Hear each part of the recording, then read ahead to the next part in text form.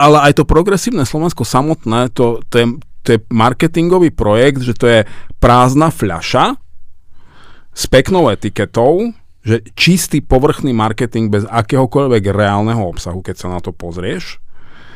Nakupujú si tam tváre, to sú presne, že dolepia stále ďalšiu etiketu, je, že Ivan Korčok, no ako pardon, ale čo hľadá Ivan Korčok v liberálnej strane?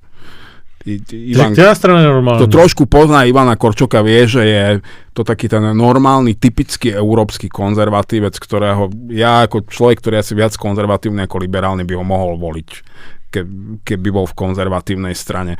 Potom sú tam tí nešťastníci demokrati, čo je vlastne celá tá štafáž, ktorá držala pri živote Igora Matoviča až do trpkého konca. Keď tomu dáš hlas, tak mal by si vrátiť občiansky preukaz.